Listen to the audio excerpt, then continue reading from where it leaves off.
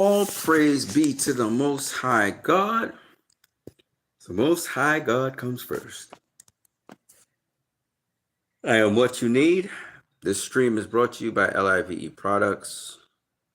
L.I.V.E, live now, alive now. I have a lot to unpack today, but I always want to keep the focus from here on in on the Most High. Now, something Terence Crawford said that I thought was quite profound. I've even heard Mayweather say the same. Terence Crawford said, it was in God's plan that I would win. And he also talked about giving all credit to the Lord and Savior Jesus Christ. When he won, he said, the situations that happened in his life, he was shot in the head and he drove himself to the hospital and all that.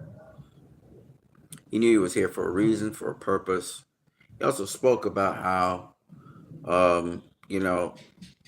putting God first in your life really makes a big difference in terms of everything, because you're guided by the Most High and you're able to navigate the right way. And I would just want to advocate to all of you out there that, before I even go into this sporting discussion, that you keep the Most High first and foremost in your life. Terence basically got his just due 37 years into his life and about 30 years into his career. So for 30 years in his career, he had been boxing since the age of 7. And only 30 years later, he's getting his just due. Think about that. Now, a lot of people want to say, I was even listening to some Canelo fans talking about how, Terence Crawford isn't the face of boxing. He's the face of greatness. I think that is said somewhere around here. Let's see if I can find it. Yes, JBZ, who is the channel on YouTube. You should check out JBZ's channel. He summarizes that Terence Crawford is the face of greatness, but Canelo is the face of boxing. And his argument is that more people know about Canelo. He has a fan base, blah, blah, blah, blah, blah. I'm here to tell JBZ and everybody in the boxing social community and anybody who will listen that no, Canelo is not the face of boxing anymore. That Terence Crawford is the face of boxing. And that Terence Crawford has now become the cash cow of boxing. If you do recall, Floyd Mayweather wasn't the household name either until he fought Oscar De La Hoya. And he got everything that Oscar had. He became a cash cow. He was pound for pound #1. And on top of that, he was the face of boxing. And Terence Crawford is the face of boxing. Terence Crawford said, I'm the face of boxing now. I'm the best pound for pound fighter in the world. And you're also, Terence Crawford, going to be able to call the big money for fights and get a portion of the pay, if there's pay-per-view, portion of pay-per-view or whatever. Now, to put this in perspective, Terence Crawford fighting Canelo Alvarez was seen by 41 million eyes. That's the most amount of eyes that anyone has seen, because there was 41 million views of the fight. That's the most ever in the history of the modern era. With pay-per-view, Manny Pacquiao and Floyd Mayweather, they were able for, I think it was 2.5 million pay-per-view buys. This is the most that has ever been eyes that ever seen this fight.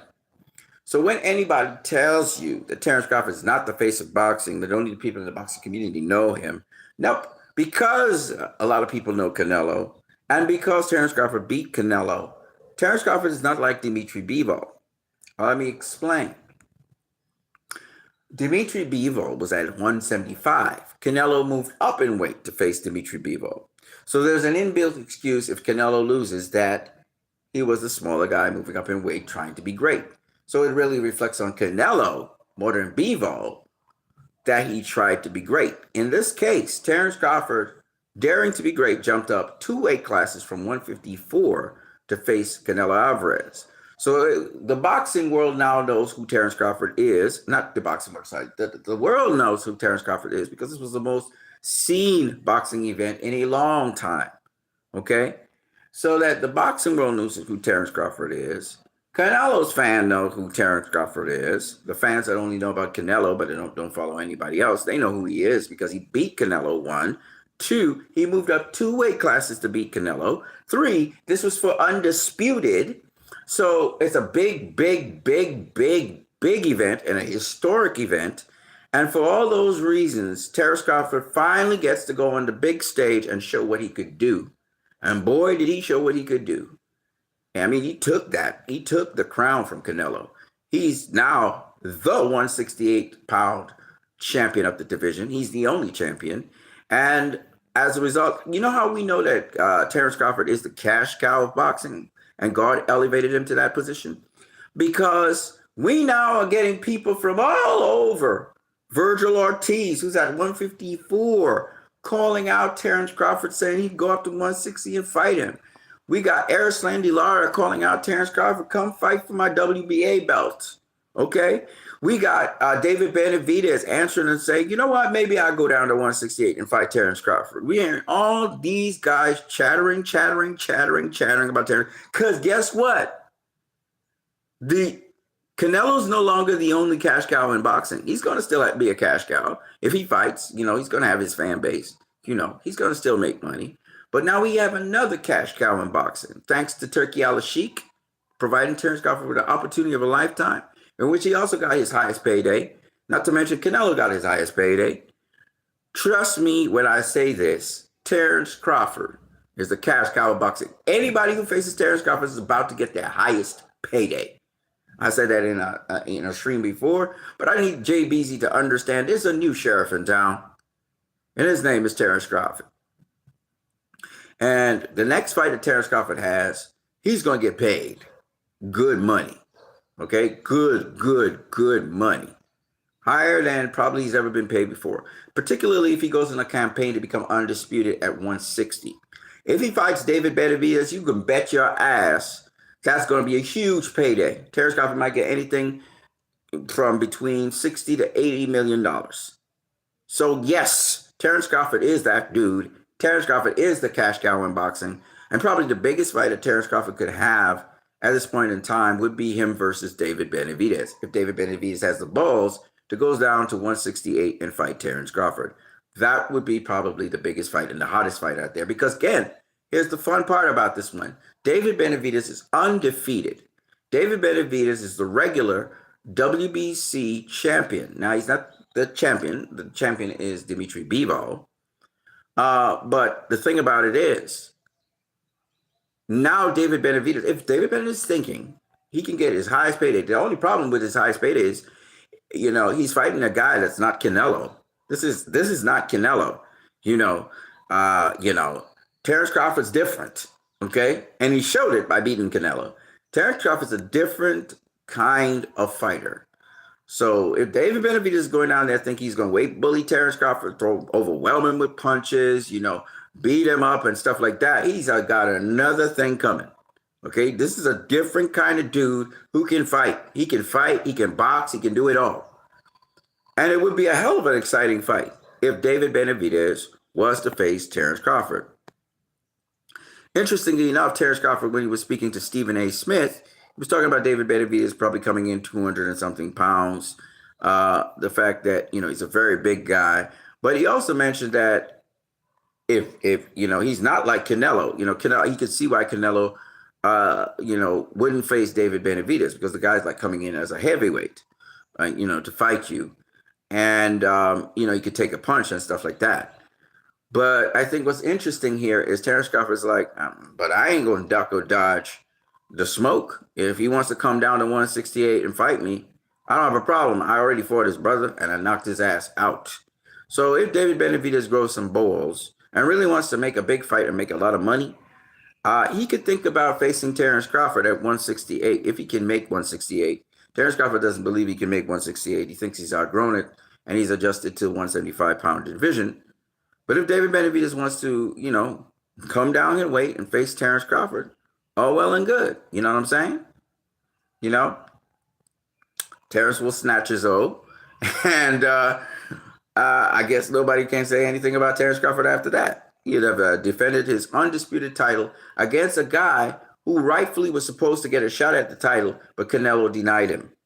So maybe Terrence Crawford can one-up Canelo on that. And I'm telling you right now, Terrence Crawford would get a ton of money. A ton. David Benavidez. But I'm going to just tell David Benavidez, I'm just going to say this to you. You ain't fighting nobody at 168 that you fought before. This is a different kind of guy. This is a guy who goes in there to win by any means necessary, and he's going to find a way to win. So you better know what you're doing. If you don't want to take on a challenge for whatever reason, because you saw what he did to your brother.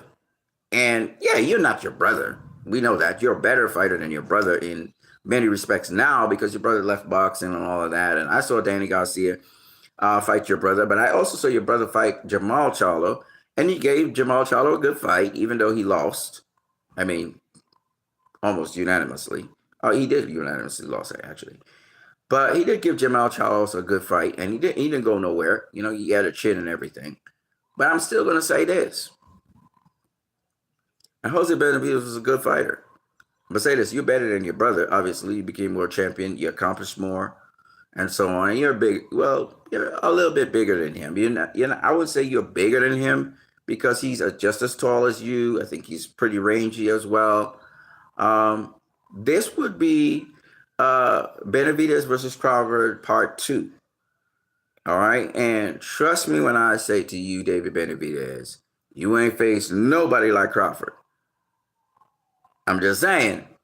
So understand what you're going in that ring with. If you're going to come down to 168, because he is not Canelo. He ain't gonna dodge the fade. He's not going to try to get away from the smoke. He gonna bring it. Okay. And remember, he has had one fight already at 168. If he plans on staying at 168, he could have another fight at 160, which would be you. And I'm just telling you, he's not like other fighters. That's all I'm saying. So, I know Turkey Al-Sheikh would love to have that fight. He would love to have that fight. That's a huge fight. That's a big fight. Rising star David Benavidez, already regular champion at 175, comes down, fight for undisputed at 168, where he rightfully should have had his shot at undisputed. The storyline is just great. Avenging his brother's loss to Terrence Crawford. It could be great narrative. It could be a great, great story, a great, great fight, something for people to really look forward to. David Benavidez versus Terrence Crawford. Now, Terrence Crawford ain't going up to 175 to fight you, bro. That ain't happening. But if you come down to 168, it's not like Terrence Crawford's going to dodge the fade. He will want that smoke. And I'm going to tell you, that's a big, big fight. That's a big fight, right? And that's a huge fight. The only problem I have with boxers today, and I don't know if David Benavidez is one of them, boxers today, they dodge the fade. They dodge the smoke. You know what I'm saying?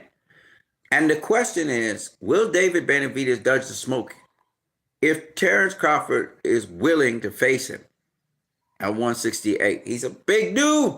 Terrence Crawford acknowledged that. He's a big dude.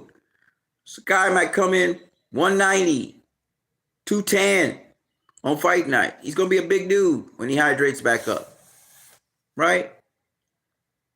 But is David Benavidez, and Terrence Crawford has fought 6-foot-tall guys before.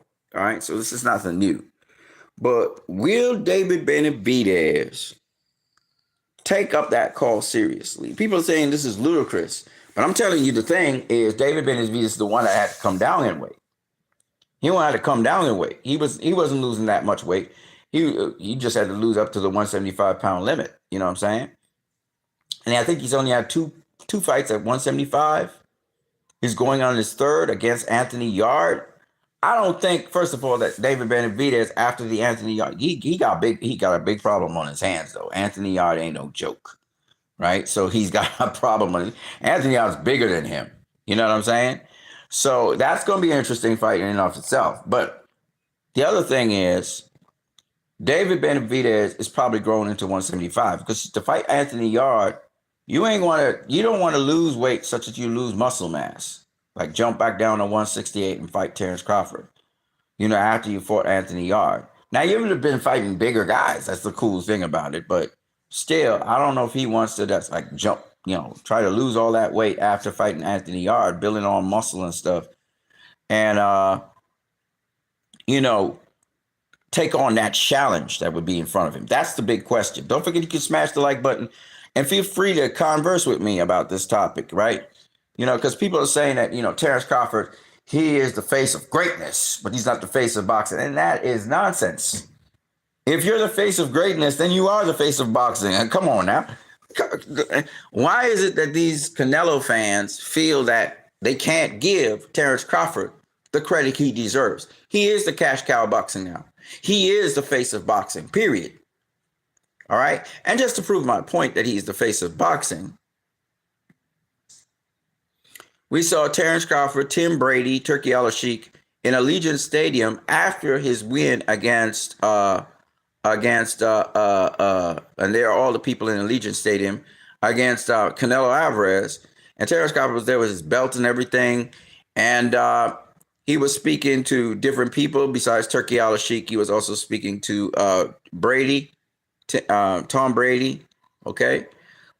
And also sports commentator Jim, I forgot what his name is, Jim's whatever his name is, all right, CBS guy. So I'm saying all of this to say to you, and they were all interviewing Terrence Crawford and talking to him and commending him and stuff, that Terrence Crawford is going to come more and more mainstream. Even though he pushes Omaha, Nebraska, he's going to become more and more mainstream. More and more people are going to know about him. Oh, a lot of people know about him from Netflix already. And they're going to know about him even more, especially if he has a really big fight. Now, I'm going to be real with y'all, right? Terrence Crawford versus, say, Erislandy Lara or Adamas or what's that kid name? Help me out here. The fighter that has 2 belts at 160. Those fights are good fights. I'm becoming undisputed in that weight class would be monumental and historical boxing wise. But when we're talking about big fights, Turkey Al-Sheikh has hit the nail on the head. It would be a David Benavidez versus a Terrence Crawford. One, that fight is going to look exciting. It's going to be full of action. And 2, that fight is a boxing fight fan's wet dream, right? Because remember, Canelo avoided David Benavidez, right? David Benavidez didn't get his shot at undisputed. Everybody else got a shot at undisputed. Caleb Plant, Billy Joe Saunders, Callum Smith. They all, well, not Callum Smith, and Caleb Plant got a shot at it. Not Billy Joe Saunders. Sorry, my bad. Caleb Plant got a shot at it. Then Yildiz, this kid, what's his name? The kid from England, he got a shot at it, right? Then Jamel Charlo got a shot at it, right? And then what's the guy's name? Hold on a second. Let me see. The following people got a shot at undisputed because Canelo became undisputed after beating Caleb Plant, right? So Caleb Plant got a shot at undisputed. Let's see the other people who got a shot at undisputed real quick here.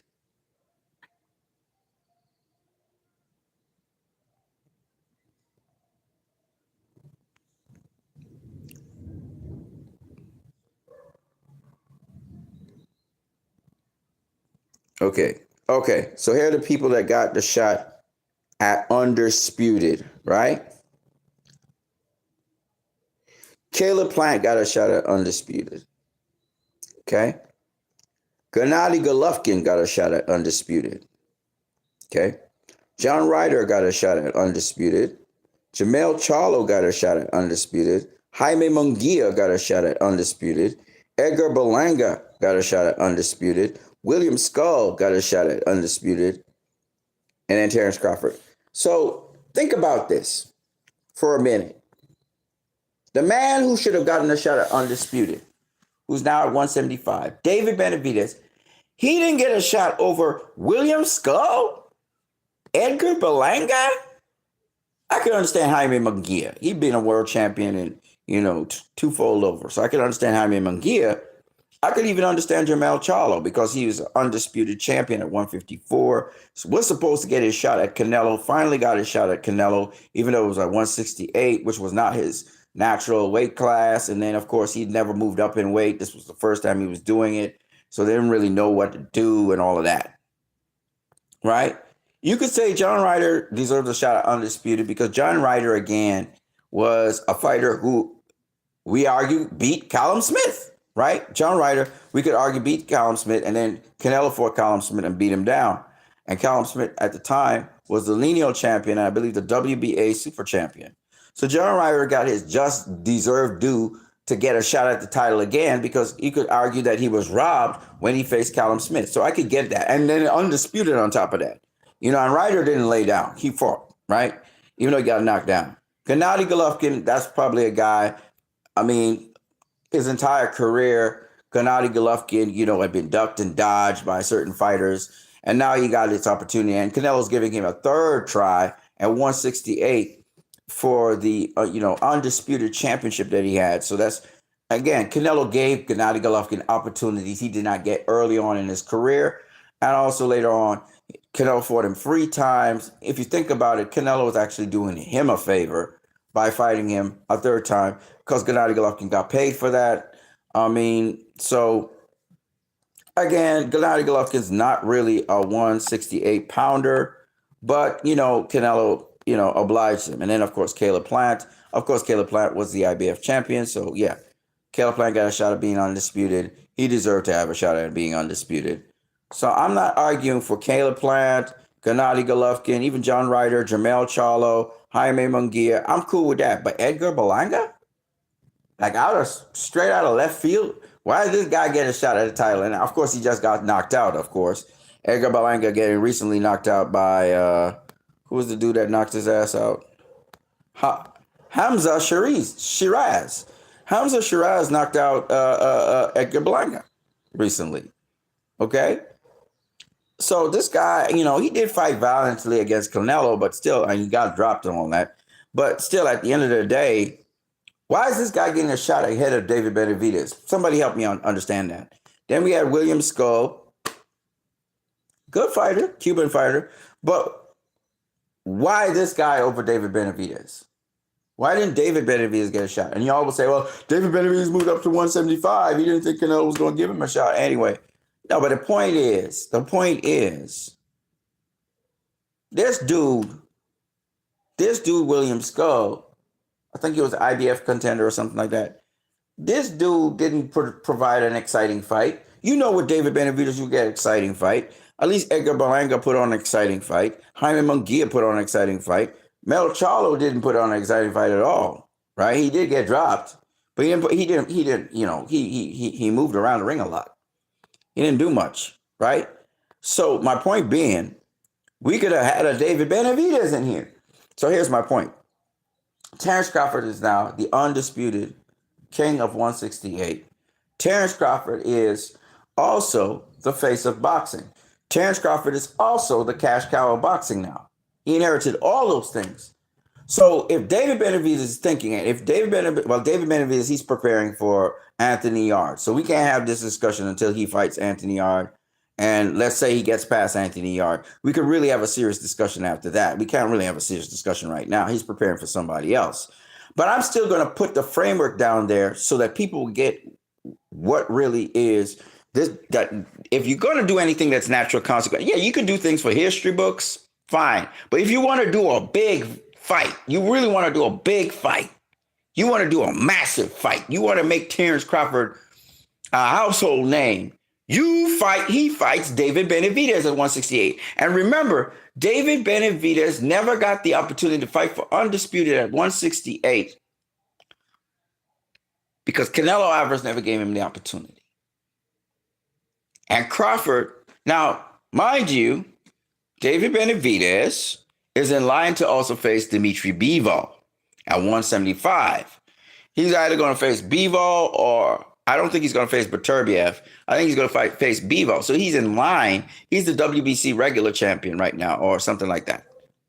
He's WBC interim champion, sorry. He's like the interim WBC champion. So basically the interim has to face the WBC champion, and that is Dimitri Bivol. So one way or the other, David Benavidez is going to fight for undisputed. But here's the thing. If David Benavidez fights Dimitri Bivol, he's not going to make the kind of money he would make if he was to face Terrence Crawford. And here's the other thing about this. He beats Terrence Crawford. He beat the face of boxing. He beats Terrence Crawford. He inherits Terrence Crawford's cash cow status. He beats Terrence Crawford, and his pound-for-pound rankings go up. Because if you beat the number one pound-for-pound fighter in the world, you may not be even in the top 10 pound-for-pound list, which I doubt David Benavidez is. He's immediately a top 10 pound-for-pound fighter. So when you think about risk versus reward, yes, he has to go down in weight. But the thing about it is he will be the bigger guy. So when you think about risk versus reward, it's in David Benavidez's best interest to pursue Terrence Crawford at 168 and get his rightful place as the undisputed 168 champion. If he could beat Terrence Crawford, he will have a huge weight advantage going into that fight. He probably he probably have a strength advantage, maybe. I don't know. He definitely have a size advantage. So those things could work in his favor, and his fighting style is very pleasing. And so Crawford taking him on would be very interesting, you know. And it's a bigger fight than when Crawford fought his brother. Way bigger fight. That's the fight to have, if you ask me. If the boxing gods were listening to this, if you had to have a fight, it would be David Benavidez versus Terrence Crawford, if you ask me. David Benavidez versus Dimitri Bivol is a hell of a fight as well, but nobody is not going to have the eyes that Terrence Crawford versus David Benavidez would have.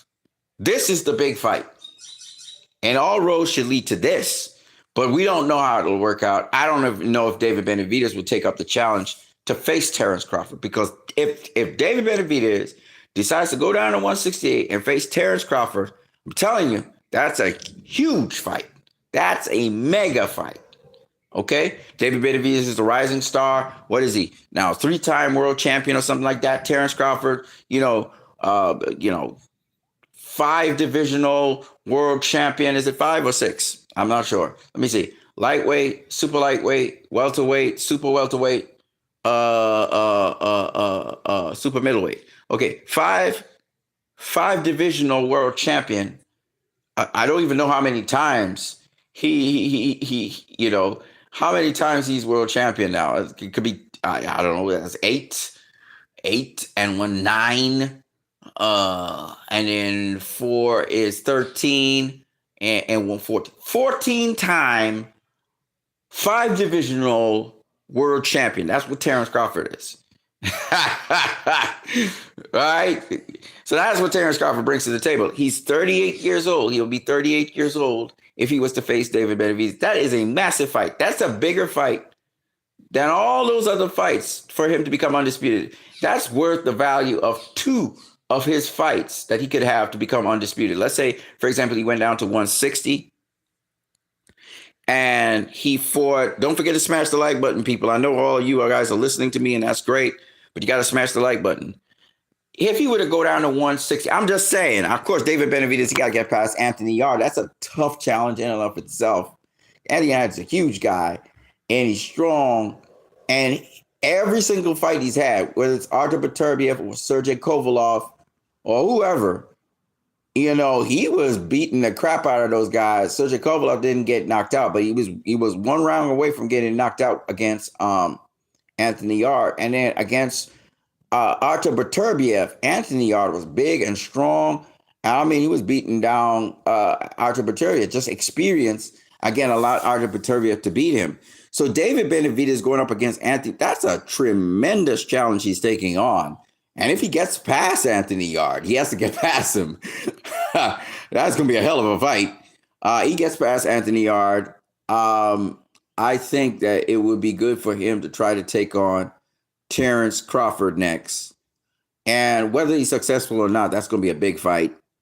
I don't know if he can lose the weight to face Terrence Crawford. That's I think the biggest question that we will have. And then from there, we can figure out what can happen. David Benavidez, I know he's a game guy. I think he wanted to have fights and opponents to fight, big names. So this is an opportunity that he better think about very seriously and consider if he'll be healthy enough to do it, if he can go back down in weight. But that's something he can't think about right now. He's right now he has to think about Anthony Yard and Anthony Yard alone and getting past Anthony Yard. He can't think past the opponent that's in front of him. But for us as fans, that would be a hell of a fight. And, David Benavidez think of it as the next great Mexican fighter. So that, and then he's so young and Terrence Crawford is older. It seems as though almost every single factor I could think of plays into his favor. He's younger. He's going to be bigger. He's probably longer than Terrence Crawford. He'll have the size advantage. He'll get his opportunity to fight for a championship. He's the next best thing for Mexico right now when it comes to the higher weight divisions. So if the torch is passed to him, he's going to be a huge superstar off of that. And he has a bright future ahead of him. He's also undefeated. Nobody has defeated him. So, all of those things work in David Benavidez's favor to take this fight. Of course, he can't be thinking about it, but I'm just saying, so if he gets past Anthony Yard, whether he can make 168 is another story. Comfortably, I don't think he can comfortably make 168, seeing he's adjusted to 175. I've even heard him say, I'm a 175 pounder now. I'm campaigning at 175. So that's kind of going to be the sore spot, whether he can make 168 comfortably enough to put on a typical David Benavidez performance that we need to see him. And if Terrence Crawford negates that or somehow, is able to neutralize that, would be interesting. So, I'm saying that if there's any big fight that I think it would captivate the boxing world and the casuals out there, it would be David Benavidez versus Terrence Crawford. I don't think there's anything bigger than that fight. That's the biggest fight out there, probably in boxing, actually, because Alexander Usyk, he's undisputed. Who does Usyk have to face? He don't really got nobody. He cleaned out the division pretty much. When you look at cruiserweight, yeah, we got Jai Optai, but Jai Optai is a great fighter and everything, but there's nothing big on that horizon. Naoya Inoue, he's fought some great fighters. He's undisputed and all of that. But once again, Naoya Inoue doesn't really have big name opponents. You know what I'm saying? The welterweight division, it's kind of dry now because Jerome Boots Ennis, he's left it. And we got Devin Haney versus Norman, Brian Norman. But again, that's not, Devin Haney's a big star, but Brian Norman's not a big star. You look at the landscape in boxing, there's no bigger fight. There is no bigger fight right now in the landscape of boxing. David Benavidez versus Terrence Crawford is the fight to make. That's the biggest, noisiest fight in professional boxing, at this point in time. That's the biggest fight to make. So really and truly, Terrence Crawford could go down to 160 and, become undisputed there. But again, it's going to be up to David Benavidez. It'll be up to Terrence Crawford. The Turkey Al-Sheikh is on the money when it comes to the biggest fight possible that could happen. It would be Terrence Crawford versus David Benavidez. That would be the biggest possible fight. And don't you guys can ask me who am I going to back? Who am I betting for? I'm betting for Terrence Crawford to beat David Benavidez. I believe Terrence Crawford is a different kind of breed of fighter, and he has the skills to pay the bills, man. And the fact that he moved up to 168 and beat Canelo Alvarez, like the way how he beat Canelo Alvarez, there is no blueprint to beat David Benavidez, but I do believe Terrence Crawford will find the solution. He will solve the puzzle, and he would beat David Benavidez. I don't think David Benavidez can beat Terrence Crawford. I just don't think so. I may be wrong, but I don't think so.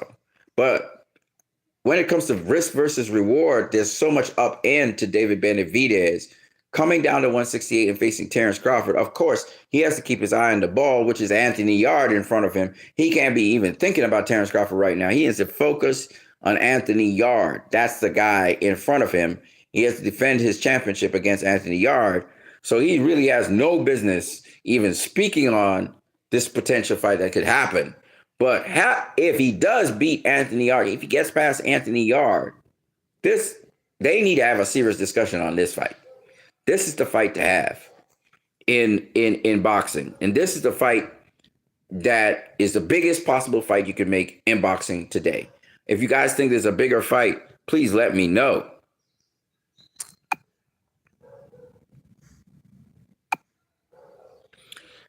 So a lot of people, I was even listening to Terrence Crawford. Oh, y'all are just like talking. Y'all are saying so much shit out here. Javiba Wadabi says that's not possible. Something says right. Crawford versus Mayweather. Something about Crawford versus Mayweather. Okay, so let me just say this also. I want to just say this also. It's 2:45 p.m. I hope to go out there and sell some stuff before I get out. Before I get out of here, I just want to bring up this other point. So I was listening to a lot of people out there. Some people like mad that I was talking about Terrence Crawford versus Floyd Mayweather. Okay, first of all, Bruce MF Vane. Bruce MF Vane. Shout out to Bruce MF Vane. Really good channel. I've really always followed him. I enjoy some of the stuff that he said. Joel Diaz, is going into hiding, people say, and, he's not being interviewed. It's not that. He's just busy. Joel Diaz, just like, I guess, the general consensus out there was that Canelo's too big. He's too strong. What happened to Charlo would happen to Crawford. This was his narrative. This is what he believed.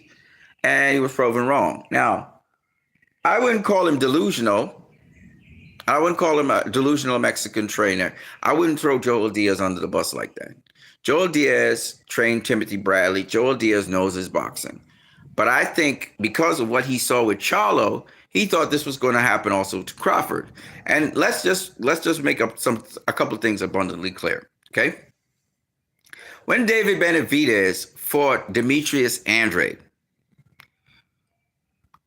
he beat the fuck out of Demetrius Andrade and almost knocked him out. And then Canelo went on to face Jamel Charlo. And Jamel Charlo, on seeing Demetrius Andrade get beaten by David Benavidez, he got gun shy because he was like, man, I take that risk. I'm going to get knocked the fuck out. And he did get knocked down, actually.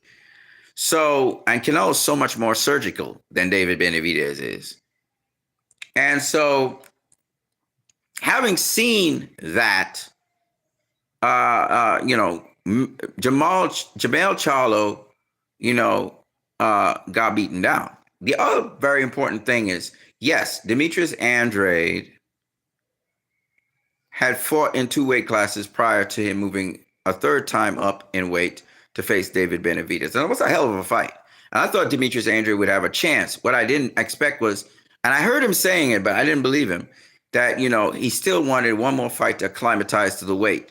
The difference between Andrade and Crawford, or Andrade or Charlo and Crawford, if we're going to speak about this particular topic, is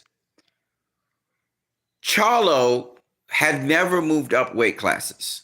Crawford, his whole entire career, he had been moving up weight classes. The other very important thing is, early in Crawford's career, he was being challenged. He jumped up two weight classes to face Prescott, who had knocked out Amir Khan. So he had gone up in weight. He'd fought a guy, he beat the brakes off that guy, came back down in weight to lightweight, and beat the brakes off of everybody at lightweight. Then he went on to go up to super lightweight, okay? And he kept on going up super lightweight, then welterweight, now super welterweight. And he fought the best guys there, right? In each one. So when you talk about Crawford, Crawford's used to moving up in weight. And he knows how to prepare to move up in weight. Because remember, Crawford jumped up to welterweight after he was undisputed and beat a huge welterweight in Jeff Horn. Jeff Horn was like, he came in probably into the ring a super middleweight, while Crawford came into the ring probably as a junior as a super welterweight, right? So when you think about it that way, Crawford is not, and I tried to explain this to a lot of you guys, Crawford ain't Charlo, okay? Now I'm going to separate this and say Crawford ain't Demetrius Andrade. Demetrius Andrade always needed to acclimatize to a weight before he could have a championship fight. Crawford jumped right into championship fights, right? From lightweight, he jumped into a championship fight at super lightweight. I think he fought, I can't remember what the guy's name was, for the vacant WBO title. When he jumped up to welterweight, he jumped directly into a championship fight against a huge welterweight. Career welterweight in Jeff Horn. When Crawford went to super welterweight, he's immediately fighting a big, strong super welterweight.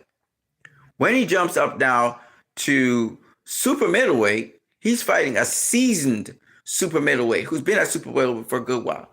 So Crawford knows how to put on weight to fight in a weight class. Okay, his preparation is ridiculous, right?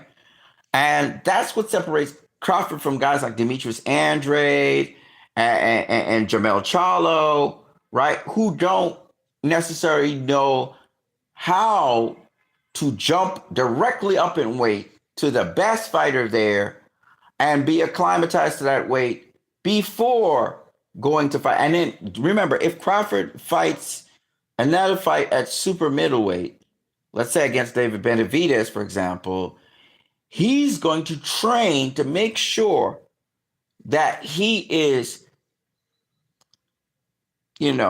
acclimatized to anything David Benavidez could throw at him. Because he's gonna have to deal with a guy who's coming down from light heavyweight. So which means the training that he's going to be doing is going to take into account the size of the guy and the power of a light heavyweight and all of that. His preparation is going to be accommodating a bigger guy coming down in weight to deal with him. So he's going to be prepared for whatever David Benavidez would bring to the table on him. You see? And that's the difference between Terrence Bud Crawford, and Floyd Mayweather was like that as well. Terrence Bud Crawford and all these other fighters we're talking about right now. That's why I don't have a problem with David Benavidez coming down to 168 to face Terrence Crawford. I also have no problem predicting that Terrence Crawford would beat David Benavidez. How he would do that exactly, I will not say, but I would say this, that I do believe Terrence Crawford could beat David Benavidez because there are certain fundamental things that David Benavidez has to work on that I know Terrence Crawford already has done. Terrence Crawford already has that. He's like as complete as they get. So that is why if David Benavidez was to come down to 168, I can say this long in advance. I can say this even before a fight is made or anything. I'm saying it straight up, clearly to everybody. I believe Terrence Crawford would beat David Benavidez, right? Because of certain things in David Benavidez's game that I think keep, that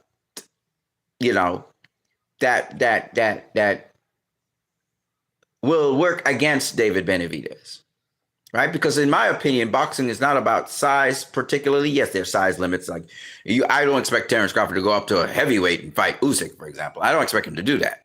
But like there's limits to things, right? I don't expect him to go fight cruiserweight. I don't even expect him to fight a light heavyweight, right? I don't expect that, right? But having said that, there are things which take away from size and stuff. And Terrence Crawford's always been fighting guys bigger than him. And yes, David Benavidez, it's almost like if you're fighting a heavyweight on fight night, except The guy probably he hasn't filled out into a heavyweight, so he doesn't punch like a heavyweight. Now, having said all of that, the fun part about this is that's my prediction, right? I'm rocking with Crawford. I'm never going to bet against Crawford. I don't care who's facing Crawford. I'm not going to ever bet against Crawford. That's the end of that. So I already know, fight night, whatever happens, my bet's on Crawford, period. However, having said that, it's very likely David Benavidez might win the fight as well. It's very likely. That's what makes this fight compelling. Some of you will ride with David Benavidez because, again, a lot of people wrote off David Benavidez. They say, yeah, you won't beat this guy. He ain't going to beat that guy. And then he beats the guy.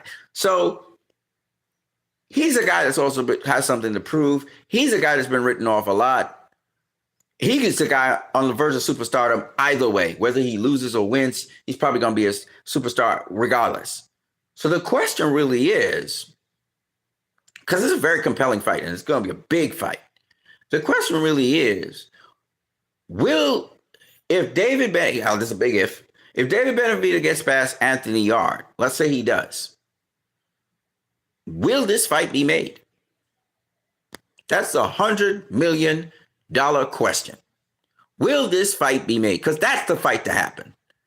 And Turkey Al-Sheikh hit a nail on the head. Crawford versus Benavidez. But we got to wait. We got to wait till David Benavidez fights Anthony Yarde. Anthony Yarde could spoil this royally, especially if David Benavidez is looking past Anthony Yarde. He's focusing on something, a big money bag. But this could be, what I'm trying to say is this could work out really well for David Benavidez in so many different ways. There's no really downside to David Benavidez losing to Terence Crawford. That's what I'm trying to say. David Benavidez is going to be known, especially if he puts on a hell of a fight. David Benavidez is going to be known in boxing, and then the paycheck that he's going to get is going to be his highest payday ever, right? David Benavidez is going to get paid for this fight. He's going to get paid for this fight. Not to mention, he's getting the shot at what he should have deservedly gotten. So the narrative for David Benavidez, there's only upside for David Benavidez because you're fighting the number one pound for pound fighter in the world. You lose to the number one pound for pound fighter in the world. So what? He's the number one pound for pound fighter in the world. When Canelo Alvarez fought Terence Crawford, you got to understand, though the boxing world did not acknowledge it, Terence Crawford was the number one pound for pound fighter in the world. Period. Okay? Even when they was fluctuating and talking about Usyk and Inoue and so on and on and on. No, Terence Crawford is the number one pound for pound fighter in the world. All that time, he was the number one pound for pound. That's why Canelo Alvarez can never be ashamed. He can never be embarrassed. And to be fair, while he was frustrated fighting Terence Crawford, he wasn't really embarrassed by him. He was trying to make it a fight. Terence Crawford just outboxed his ass, outfought his ass. He did everything, So it is what it is. You know what I mean? But for people to realize that this dude is the real deal, actually, I think if Terence Crawford wants to do that, he could have this as his last fight. He could beat David Benavidez and ride off into the sunset. You know what I'm saying? And I know I'm talking like if it's already happened. Like he beats David Benavidez and that's it.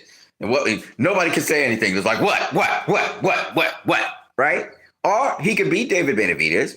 And in the meantime, in the 160-pound division, the guys at 160 could consolidate their championship belts. So, for example, Erislandy Lara could face either Adamas or what's the kid's name? Let me find the kid's name. Hold on a second, because I don't like disrespecting people.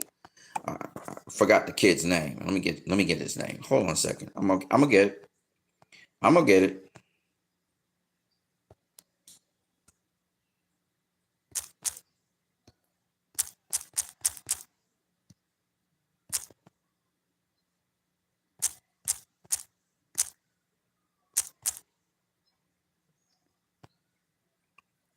I don't like disrespecting guys like that. And for some reason, I just can't remember his name for nothing. And I know his name usually, but on this stream, for some reason, I just can't remember his name. Janibek. I don't know why I can't remember Janibek's name. But Janibek's a southpaw. If I'm not mistaken, Carlos Adames is a southpaw and Erislandy is a southpaw. So here's the thing. Why don't these guys, while Terrence Crawford, I don't know what their next fights are. Erislandy Lara, I think Erislandy Lara, how old is Erislandy Lara? We're going to find out right now. We're going to find out. He's 42 years old. So he's an old guy. But Terrence Crawford is going to be 38 anyway. So him facing Terrence Crawford at 42, he's like the veteran guy right there, okay? These guys, like right now, I don't know if they have any fights, but they should be fighting each other right now. So that whoever comes out on top, Crawford could fight him for undisputed. That's what they should do. So let's say, those guys do a unification bout. That's what they should be doing. So let me show you something. Crawford could have 2 more fights. I'm just saying. I know. I'm just talking. Okay? I'm a fan. So I'm just talking. Okay? Terrence Crawford has this huge fight with David Benavidez, right? Let's say he beats David Benavidez, right? That's his defense of his undisputed title at 168. Okay? Now, he moves down to 160. Which is going to probably, I don't know if it'll work in his favor to have that happen because, like I said, his body would have grown into 168. So it may be not advantageous to him at that age, 38 years of age, to have to, lose a little bit more weight, seeing he's comfortable at 168. So if you're going to David Benavidez route, you may not go back down to 160, but let's just hypothesize for a minute, right? Don't forget you can smash the like button. I'm gonna finish in an hour's time, in the hour, because I'm at 52 minutes in. Let's say anyway he takes on Erislandy Lara. He goes down to 160, makes 160 somehow, some way, and then he fights Erislandy Lara. Okay, and he beats Erislandy Lara. That's 2 fights. But here's the problem. He's not undisputed. He just won a title in another weight class. I'm saying to you, it would be even more interesting if he was to, and Erislandy Lara is like, not his contemporary, he's a little bit before his time. But the thing about it is, it's somebody that he could fight and win a title with. And I think Erislandy Lara is the what champion right now? He's the what? He's the middleweight champion, but what is he? The what middleweight champion? I think the WBA. Is he the WBA? Yes, he's the WBA middleweight champion. So you have won the WBA title.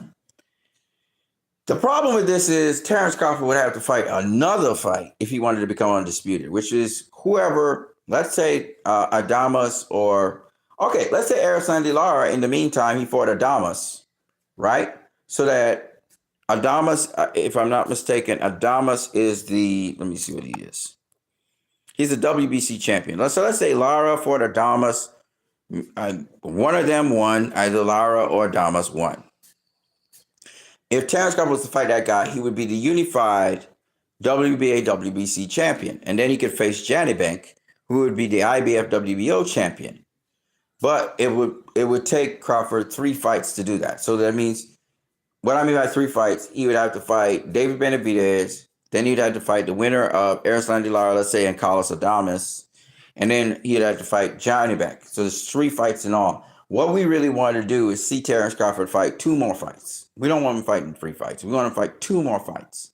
That's what you really want to happen. He fights 2 more fights, and then he's done, right? He fights a fight next year, and he fights another fight next year, and that's it. That's it for his career. He can ride off into the sunset because he more than did it. The point is, what you want is a big fight somehow with David Benavidez, and then you want one more fight where probably Terrence Crawford waits till the end of the year to see maybe who becomes undisputed in the 160-pound division. That gives him enough time to prepare to go down to 160. So he has 1 fight maybe next year, or maybe he has 2 fights next year. It depends on how quickly these guys can unify. And that would take, for those guys to unify, It would take maybe two. I see you guys. You guys are talking up a storm up in here. If you guys would just talk one more time, I'll be able to.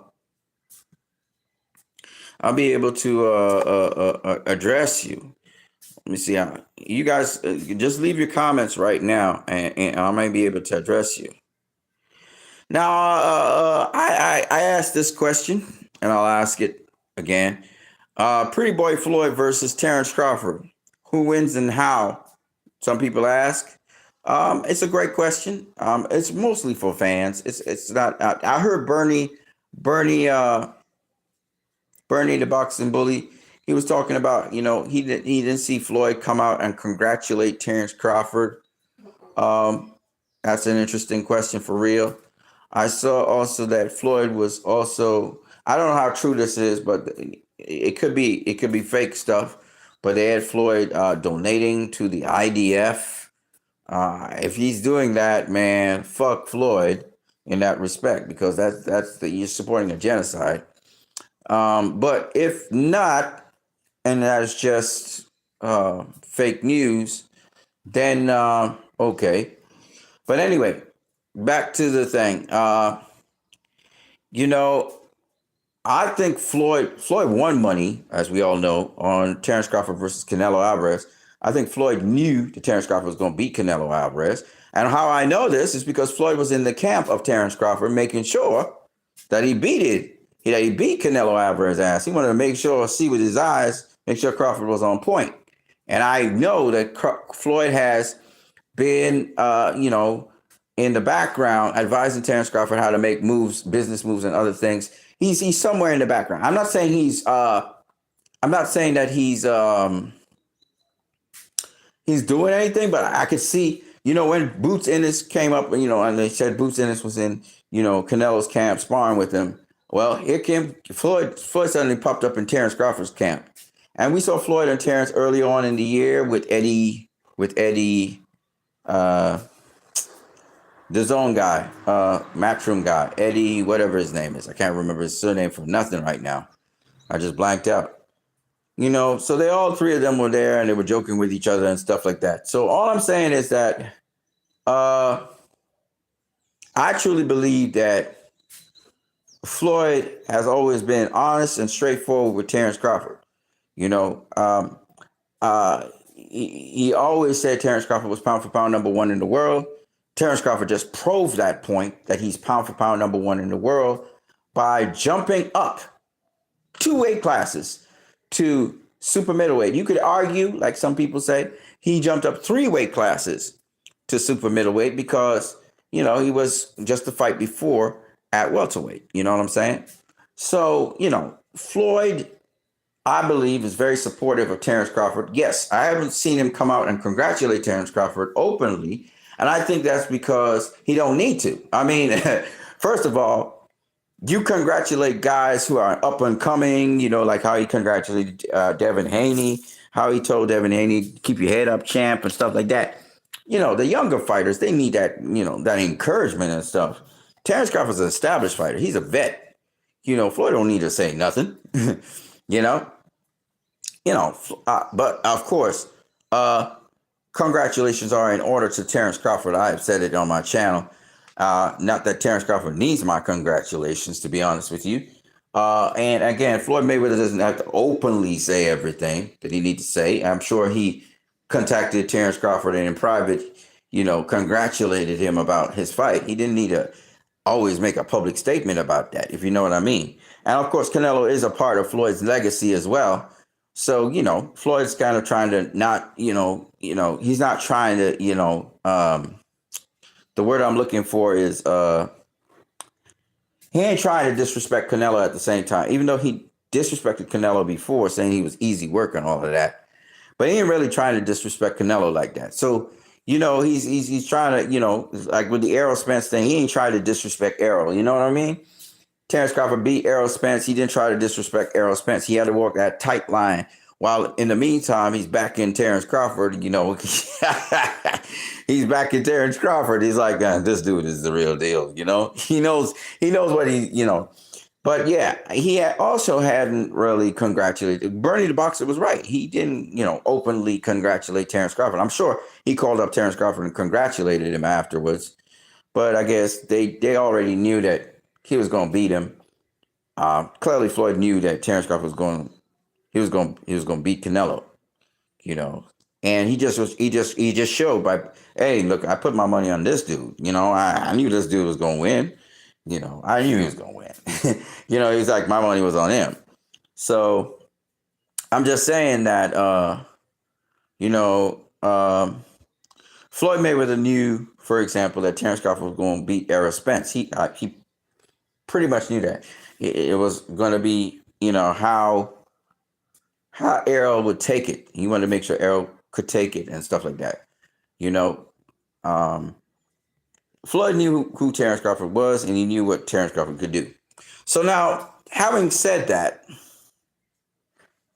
a lot of people, it's a great debate to have because both legends are alive and they're really one era apart from each other in a kind of way. In fact, their eras kind of overlap. Like Terrence Crawford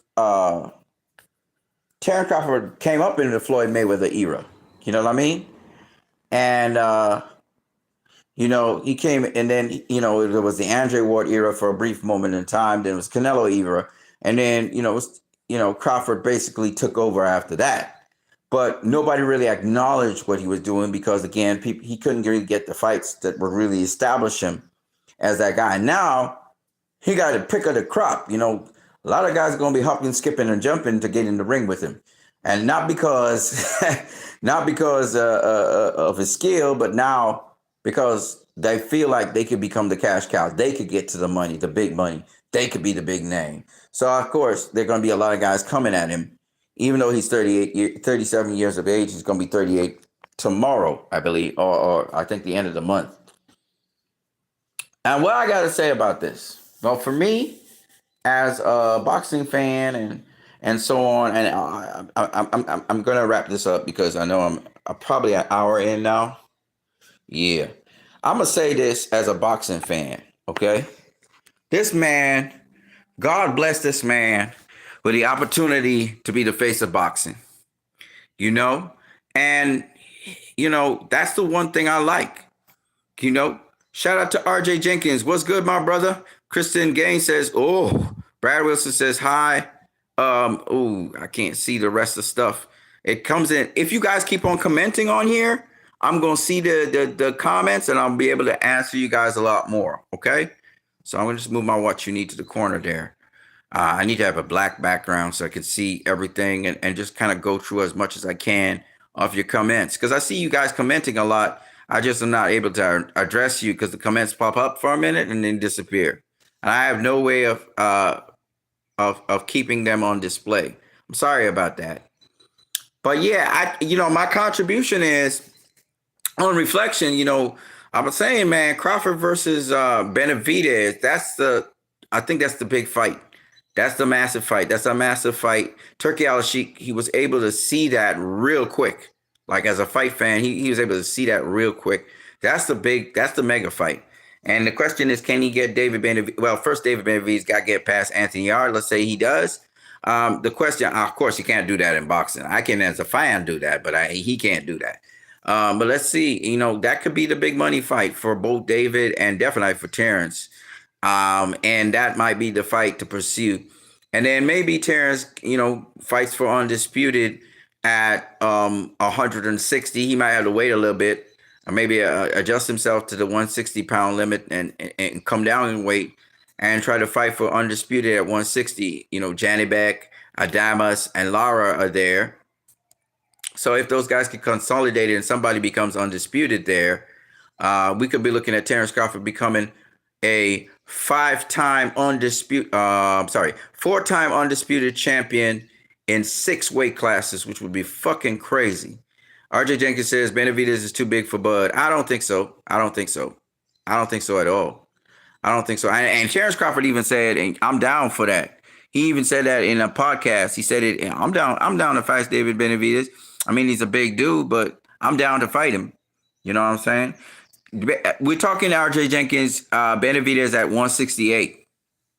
I don't know if he can make 168 anymore, but if he could, that's the fight to have. Crawford versus Benavidez. And remember this, RJ Jenkins. Crawford already fought David Benavidez's brother, Jose Benavidez. They long, they rangy. David Benavidez also throw combinations like Jose. You know, Benavidez would like to get revenge for his brother. Yeah, that's what I'm saying. Everything about this is great. The storyline. Benavidez is big. I mean, avenge for the Mexican fans for Crawford beating Canelo. I mean, there's so much. That would be a huge fight, man. That would be a huge fight. David Benavidez has a crowd pleasing style, throws a lot of punches. You know, got a nice long jab. You know what I'm saying? You know, we can put the context that he put Demetrius Andre to sleep. You know, so maybe he would do the same thing to Crawford. Decides that he fought at 175. So he fought bigger, harder, stronger guys. How's Terrence Crawford going to deal with the power? How's Terrence Crawford going to deter David Benavidez from coming forward? All this shit they're going, we could talk about because, David Benavidez is not Canelo. He will throw. And then he's young. He got youth on his side. I mean, the storyline could be so good. And yet at the end of the day, I'm still picking Terrence Crawford. I'm sorry for y'all. I mean, I'm just going to pick Terrence Crawford. I'm sorry. So I'm just saying that, I don't think these guys understand how good Terrence Crawford is. RJ Jenkins says, I think Bud will release the belts at 168 and fight at 160. Maybe. We'll see. I don't know. Time will tell. I think there's a lot more to this that needs to happen first. But yeah, Bud did say in the post-fight press conference, he was eyeing 160. So we'll see. I don't know. Whatever he chooses to do is fine by me, but I'm just saying. Turkey Al-Sheikh sees what I see now, what Turkey Al-Sheikh was seeing. Could David Benavidez make 168? That was what Turkey Al-Sheikh was saying. David Benavidez answered, said, no, I'm 175. So maybe he can't make the weight anymore. But if he could, there's a lot of upside for David Benavidez. Win, lose, draw. There's lots of upside for him. That's a fight he could take. As you said before, the narrators are going to be great. There's so much to say. There's so much to the Mexican fans to rally behind David Benavidez for. And, I'm thinking, I'm seeing several different ways why Crawford could beat David Benavidez. And maybe I'm being delusional, but I'm seeing something that I think, I just think what I think. Just because the guy's big and he's coming forward don't mean shit. I see Crawford having a lot of benefits, a lot of advantages over David Benavidez. A lot of advantages over him that, he could really use to win a fight like that. And in some respects, if you think about it, I'm not going to talk out of nothing. I'm just saying. I'm just observing. I'm not going to say nothing. I'm not going to say anything specific because that, first of all, that fight hasn't even been made. Secondly, David Benavidez has somebody in front of him. So that's something where you just got to wait it out and see what would happen. You know what I mean? But, it's just something that I'm thinking about. It's just kind of thinking about it in my mind, and, this, I'm telling you, there's several different things going on here where, it can be, because, Crawford isn't Caleb Plant. You understand what I'm saying? He's not Caleb Plant, he's not Demetrius Andre, he's not, these were David Benavidez contemporaries. He's not Billy Joe Saunders. He's not even Canelo Alvarez. David Benavidez is going to have to box or fight a different kind of, what's the word I'm looking for? If he thinks he's just going to go there and wait bully Bud, he got another thing coming. RJ Jenkins says, I could see Bud fighting Charlo. But Charlo and Benavidez, they're about the same size. I think Charlo's 6 feet tall. I think Benavidez is 6'2". Benavidez is not that big. His brother, Jose Benavidez, I think he was 5'11" or 6 feet, if I'm not mistaken. All right. And Bud knocked his ass out. And he put up a great fight against Jamal Charlo. Jose Benavidez, Danny Garcia had the better of him. But Jose Benavidez against Charlo, he did well. RJ Jenkins says no, Jamel. Nah, I don't. Nobody want to see Bud versus Jamel. What Canelo did to Jamel, nobody want to see that. For what? See Bud knock out Jamel? He gonna knock him out. He'll knock out Jamel. Jamel's just not on that level. He's just not on that level. You remember Bud went toe to toe with Canelo. Jamel didn't go toe to toe with Canelo. Jamel can't handle Bud. He can't handle Bud. He can't handle Bud. He can't handle Bud. Bud will wipe the floor. And what's the point of Bud fighting Jamel anyway? Jamel's not undisputed anymore. Jamel got no belts. I mean, what are we doing this for? You mean Jamal? And Jamal ain't got no belts either. And Jamal struggled with Jose Benavidez in a sort of way. You know, Jose Benavidez was taking his punch. So, I mean, I think Jamel and Spence might fight each other. That's a good fight. That's a good fight. And there's a lot of intrigue there and storyline and all of that. That's a good fight. But to tell me Jamel versus Bud for what? What was Bud proving by that? You know, lions only. They ain't got no lions there. He got beaten like a cub, like Canelo. Bud beat Canelo. Why would Bud fight a dude that he can't even handle the power at 168? Bud don't like Jamel. So what? So you gonna give him a payday? I mean, nah. If Bud was to fight Jamel and ignore everybody at 160, ignore everybody at 168, I mean, that ain't gonna make no money. That fight, what kind of fight is that? Why would we fight that? That's a pointless fight, in my opinion. It's pointless. It's just a pointless fight. What does Jamel have that Bud would want? He has nothing that Bud would want. He don't even got undisputed at 154. Why would Jamel Charlo? And he's gonna be fighting Errol Spence even. That guy that Bud wiped the floor with. So none of this makes any sense for Bud. That don't make no sense. Turkey Al-Sheikh don't want that fight even. You know, fans want to see something, man. They want to see about somebody who's a threat to Bud.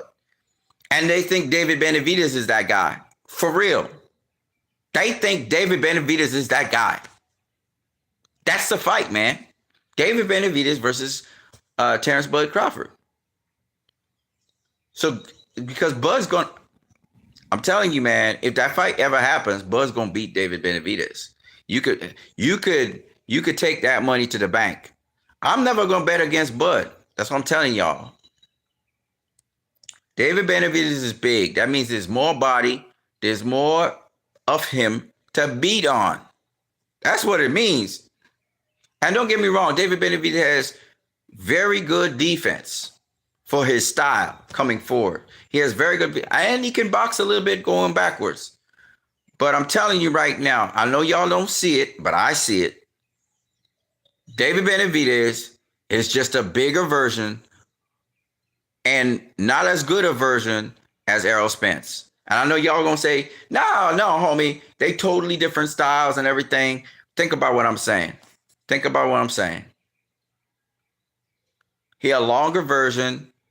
He's a bigger version of Errol Spence. That's what you're looking at.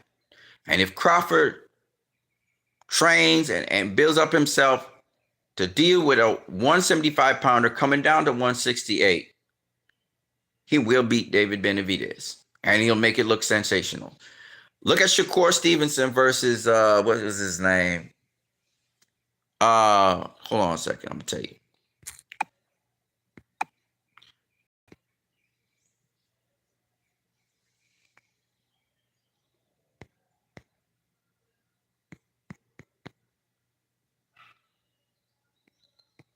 Hold on a second. Because I clean forgot the guy's name. It happens to me all the time.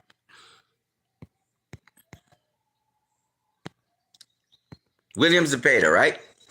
William Zepeda is a good fighter. Beat Tevin Farmer, right? Beat Tevin Farmer. I think he knocked him down, something like that, right? William Zepeda is a good fighter. But like all these Mexican fighters, they throw a lot of punches, which means if they throw a lot of punches, you can counter those shots. Every time you open up and you throw, you better have some defense on that, right? So what I'm trying to show you is that David Benavidez was undefeated. William Zepeda was undefeated. And Shakur picked his spots. And Zepeda was trying to throw, and it was only hitting arms and legs and arms and elbows, right? When Canelo really tried to load up and throw a whole bunch of stuff, he was basically hitting elbows, and then what was Crawford doing? Countering inside of his shots. Think about what I'm saying now.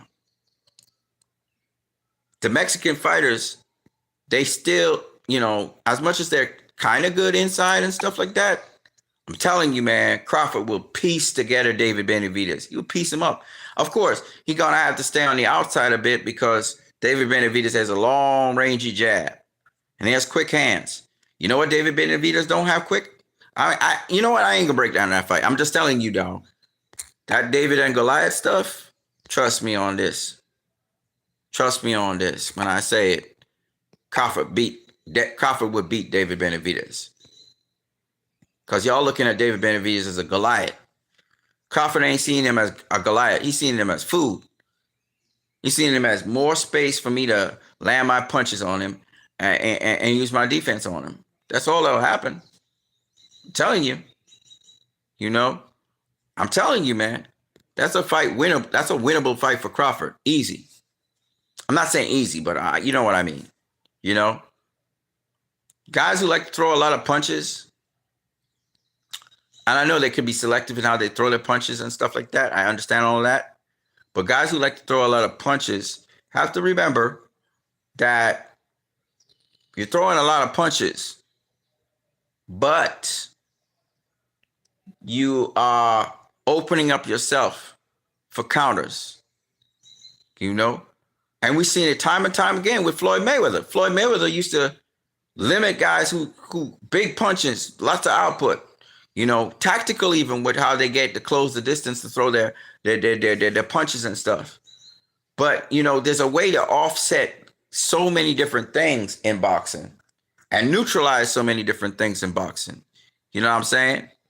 RJ Jenkins says, David has too much volume. He's too big. Again, you are thinking of it as David being David in there. What happens when Terrence starts to neutralize David? What happens when David can't find Terrence with his jab? That's what I'm trying to say. What happens when David starts a combination? He's hitting arms and elbows, and he's missing Terrence's head, and then Terrence is countering him up the middle. You see what I'm saying? Because I know Terrence can take David's punch already. I know that. If he's coming down to 168, he's going to be able to take his punch as much as he's big. Might be able to knock David out, but I can guarantee you he's going to counter the shit out of David. Y'all going to see something. I tell you, it's a setup for a very spectacular fight. A very spectacular fight. David is a 175-pounder, bro. Yeah, he might be too big for the weight class. That's the only problem. That is the only problem. He might be too big for the weight class, meaning he mightn't be able to make 168 no more. His body might have grown out of it. So that's the only problem we would have here. But to say, and I wouldn't like to see a weight drain David try to make 168 and then, he's kind of weight drained. I don't want to see that. I would like to see the best David Benavidez versus Terrence Crawford. But what I'm saying, though, is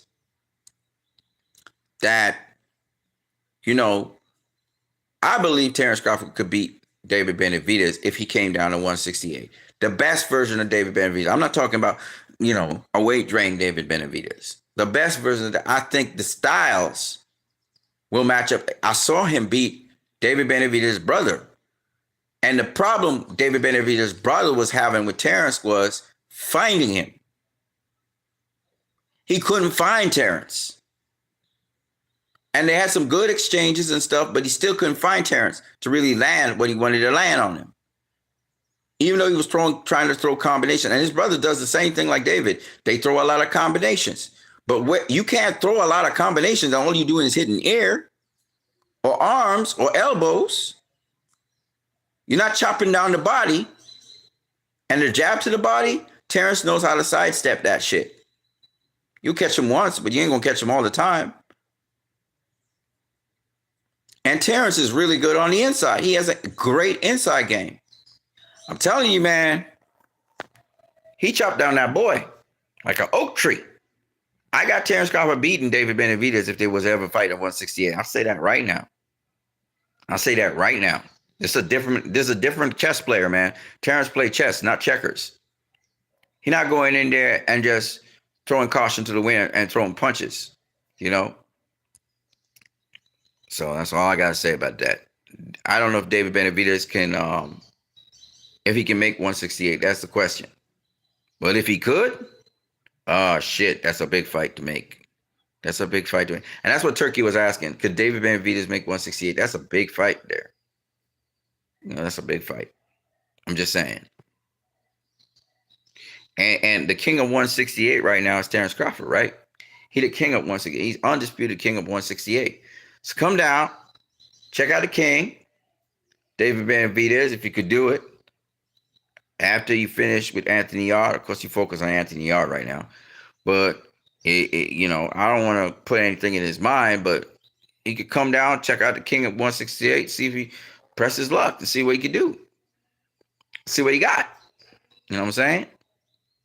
But of course, he first have to, you know, do what he got to do at 175. If he gets past Anthony Yarde, my guess is he's going to try and take on Dimitri Bivol. But if you ask me, between Dimitri Bivol and pound for pound number one fighter in the world, Terrence Crawford, who's going to be 38 years of age, so he's going to be old. If I was David Benavidez, this ain't no rocket science. I'm going down to 168 to fight the best fighter in the world over Dimitri Bivol, who's a hell of a fighter. Got a little loss on his record that I don't think he should have had, but he's a hell of a fighter. But you get a once-in-a-lifetime opportunity to face the very best in the world, the new face of boxing, the cash cow of boxing, and become that dude. I would take it. Because I believe in my skills. I believe in myself. And it don't matter what nobody say. People can have their own different predictions for a fight like that. I'm going to take that fight. I would take that fight. If I believe in my skills and my abilities and what I could do, I would take that fight. Archer Jenkins says, Turkey wants Bud to fight the guy who knocked out Belanga. Turkey loves that guy. Yeah, but no, Turkey was asking about the David Benavidez fight. That's a big fight, man. The guy that knocked out Belanga, he levels below Terrence again. All those fights are anticlimactic fights. You know what I mean? Them guys ain't got no name in boxing. Them guys they didn't put in the work to be, you know, in that position to talk about a Terrence Crawford fight, in my opinion. I know he's undisputed. I know the guy's a mandatory or whatever. But to me, it's like, that's a cool fight and everything. And, you know, it's cool. But it's like, ain't nobody itching to see Terrence Crawford versus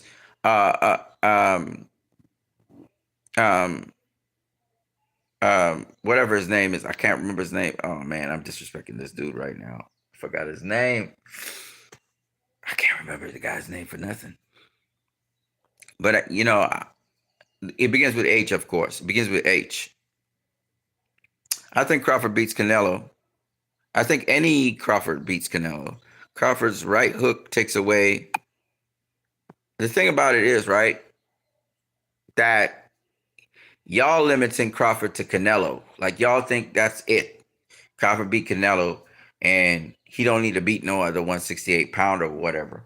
I'm telling you, Crawford beats David Benavidez if David Benavidez was to move down to 168.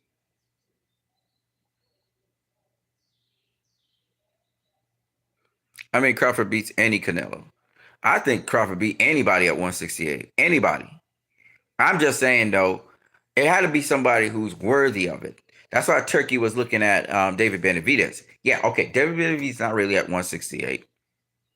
But if he could make 168, his father, Jose Benavidez Sr., is saying, oh, yeah, David could make 168. That's what he was saying. I don't believe that's necessarily the case. It's up to David. David would know. And I think David's probably grown into 175. I heard David say, nah, I'm at 175 right now. I can't fight Terrence. But for the right money, he'd make himself available at 168. The problem is, would he be weight drained you know, because the body outgrew 168. That could be a case, in which case, you know, I don't think we really want to see a fight like that. So that's where David might get, you have to be fair. You know what I'm saying? He's a big dude and all that. But if he can make 168, he ain't complaining. He's not making excuses. Come on down. You know what's that? To be two-time undisputed? Let's say he beats Terrence Crawford at 168, goes up to 175 and becomes undisputed again. Dude's a leg already I'm saying. The next best guy at 168 would be Boo Boo Andre. I guess. There's Caleb Plant. Caleb Plant has fought more names.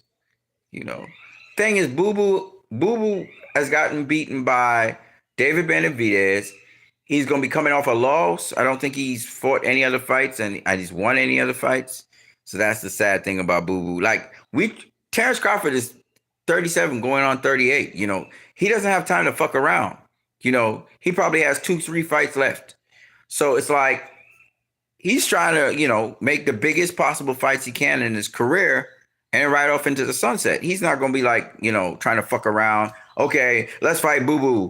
Boo Boo, what does Boo Boo bring to the table? But he just came off a loss. So if you were to beat him, he just came off a loss. You know what I'm saying? Like, you have to think about all those things. You want the biggest possible fight you can get. And that's why I was talking about the Benavidez fight. You know what I mean? Anyways, people, I've said more than enough. Don't forget to smash the like button. Shout out to RJ Jenkins. If you smash the like button, that'd be cool, brother. If you haven't, well, whatever. And also, for all you out there, again, put God first. Look what God had done for this brother. Look how he carried him further. And I want to say, all of you out there, you have gifts that God has given you to bless the world with. And I think it's about time that you guys put your confidence in the Creator and actually let him guide you and lead you with your gifts. That's what I got for you guys.